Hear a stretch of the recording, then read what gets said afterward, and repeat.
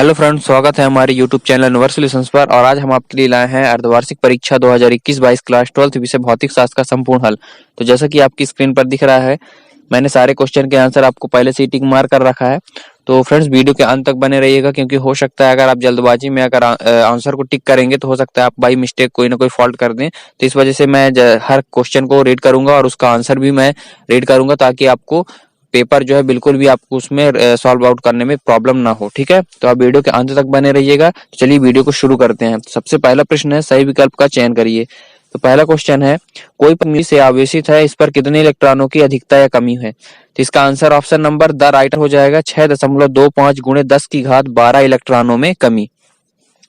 Second point है, क्योंकि friends first point में थोड़ा बाई मिस्टेक फर्स्ट में जो था बाई मिस्टेक हो गया था, इसलिए मैंने लास्ट जो है बाद में इसको सुधारा है। तो ऑप्शन नंबर इसका दर आपको टिक करना है। ठीक है, सेकंड नंबर पॉइंट है, अतिचालक पदार्थ की चालकता होती है। तो इसका आंसर हो जाएगा अनंत। तीसरा पॉइंट है, वायु में स्थित एकांक धनावेश से निकलने वाले संपूर्ण विद्युत फ्लक्स का मान।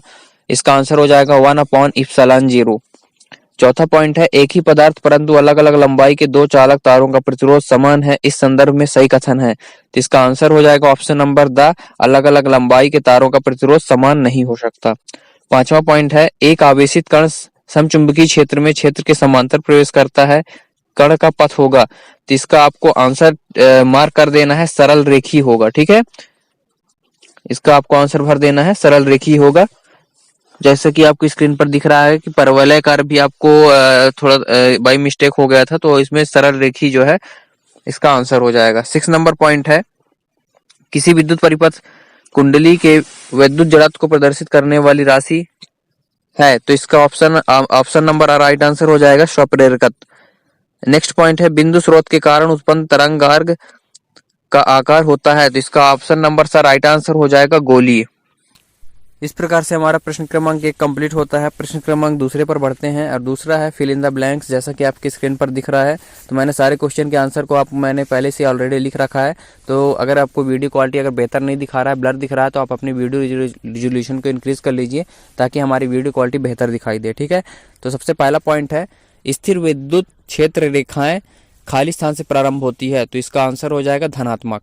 सेकेंड पॉइंट है, किरचॉफ का प्रथम नियम खाली स्थान संरक्षण के सिद्धांत पर आधारित है। तो चूंकि फ्रेंड्स मैंने यहाँ थोड़ा मार्क जो था पहले ऊर्जा लिख दिया था, लेकिन बाद में इसको मैंने टिक किया आवेश होगा। ठीक है, क्योंकि किरचॉफ का प्रथम नियम जो होता है आवेश संरक्षण के सिद्धांत पर आधारित होता है, और किरचॉफ का द्वितीय नियम जो होता है वो ऊर्जा संरक्षण के नियम पर आधारित होता है। ठीक है, तो आपको सेकंड में आवेश संरक्षण के नियम पर इसमें भर देना है। थर्ड पॉइंट है, चुंबकीय क्षेत्र में गतिमान आवेश पर लगने वाले बल को लॉरेंज बल कहते हैं। चौथा पॉइंट है, चुंबकीय फ्लक्स में परिवर्तन की दर प्रेरित विद्युत वाहक बल के अनुक्रमानुपाती होता है। तो आपको फोर्थ नंबर में प्रेरित विद्युत वाहक बल भर देना है। पांचवा पॉइंट है, प्रत्यावर्ती एलसी परिपथ में धारा और विभवांतर के मध्य 90 डिग्री π/2 का कालांतर होता है। ठीक है, तो आपको इसमें 90 डिग्री π/2 का कालांतर होता है, भर देना है। 6 नंबर पॉइंट है, ध्रुवण की घटना केवल अनुप्रस्थ तरंगों में होती है। तो आपको 6 नंबर में भर देना है अनुप्रस्थ। सातवां पॉइंट है, किसी सरल सूक्ष्मदर्शी के लिए बिंब का कोणीय साइज प्रतिबिंब के कोणीय साइज के से भी क्या होता है, इसका आंसर आपको भर देना है कम होता है। ठीक है, तो 7वें नंबर में आपको भर देना है कम होता है। इस प्रकार से आपका प्रश्न क्रमांक दूसरा भी कंप्लीट होता है।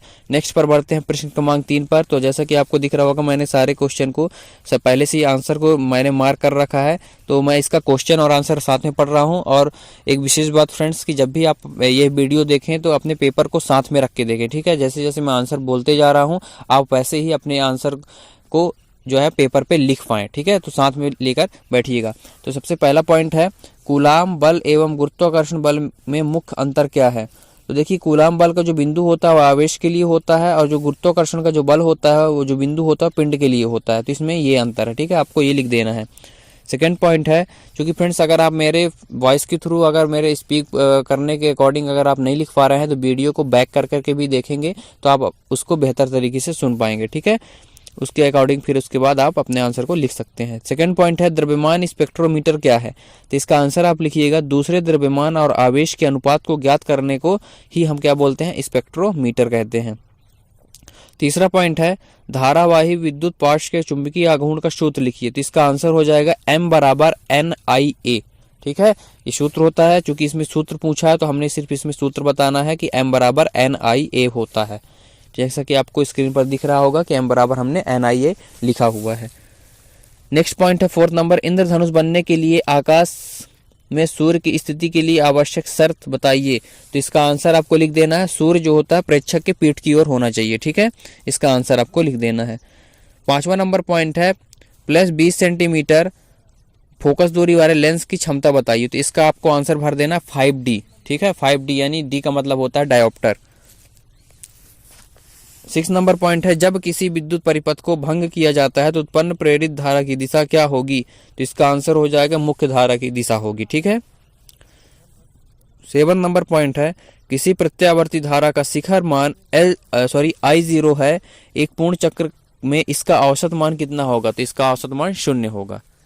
इस प्रकार से हमारा प्रश्न क्रमांक 3 भी कंप्लीट होता है। प्रश्न क्रमांक 4 पर बढ़ते हैं और चौथा है सही जोड़ी बनाइए। तो जैसा कि आपको स्क्रीन पर दिख रहा है हमने सारे क्वेश्चन को पहले से ही मार्क कर रखा है। ठीक है फ्रेंड्स, क्योंकि यहाँ पास एक मिस्टेक हो गया था जो जैसा कि आपको स्क्रीन पर देख रहे हैं। तो जैसे जो लाइन मैच कराया है मैंने, तो आप लाइन मैच पर मत जाइएगा। ठीक है, जो लाइन मैच है आप इसको मत फोकस करिएगा। जो मैंने राइट साइड में नंबरिंग किया है आप इसको थोड़ा ध्यान में रखिएगा, क्योंकि जो थोड़ा सा ये 1-2 मिस्टेक हो गया है तो मैं इसको जो है कट कर रहा हूँ। ठीक है, जो ब्लू पेन से इसको मैं इसीलिए कट करके बता रहा हूँ ताकि आप कंफ्यूज ना हो। तो आप जो राइट साइड में नंबरिंग है उसको आप अपने आंसर में लिखिएगा। ठीक है, और मैं एक बार रीड भी कर दे रहा हूँ, आप उस मुताबिक अपने आंसर को लिख सकेंगे। तो पहला है विस्थापन धारा, तो इसका आंसर हो जाएगा जैसे कि आप देख सकते हैं इप्सिलॉन 0 d∅e/dt।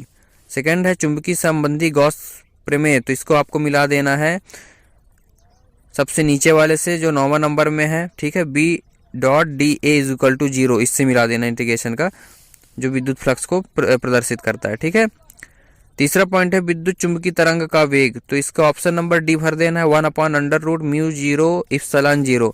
चौथा पॉइंट है सूक्ष्म तरंगें, तो इसका आपको भर देना है 0.1 mm से 1 mm तक। पांचवा पॉइंट है दृश्य प्रकाश, तो इसका आपको भर देना है 400 nm से 700 nm तक। 6 नंबर है फ्रेनेल दूरी, तो इसको आपको भर देना है ये A² λ। ठीक है, आपको फ्रेनेल दूरी का आपको आंसर मैच करा देना है A² λ से। विभेदन क्षमता, तो विभेदन क्षमता को आपको भर देना है dλ/d। ठीक है फ्रेंड्स, तो इस प्रकार से मैंने इसका जो सही जोड़ी है जो मैंने बोला है आप मेरे वॉइस के थ्रू ही इसको करना, और ये जो मैंने एक दूसरे से लाइन मैच करा के किया है उसको आप मत आंसर के टिक करिएगा। ठीक है, ताकि आप कंफ्यूज ना हो। तो मैंने राइट साइड में नंबरिंग करके भी रखा है और आप मेरे वॉइस के थ्रू भी अपने आप पेपर को सॉल्व आउट कर सकते हैं। ठीक है फ्रेंड्स, तो आई होप कि आपको यह वीडियो बहुत पसंद आई होगी। अगर आप हमारे चैनल पर नए हैं तो वीडियो को लाइक सब्सक्राइब जरूर करिए और बेल आइकन को जरूर प्रेस कर दीजिए, ताकि जब भी हमारी कोई नई वीडियो अपलोड होती है तो उसका नोटिफिकेशन सबसे पहले आप तक पहुंचे। ठीक है फ्रेंड्स, थैंक यू।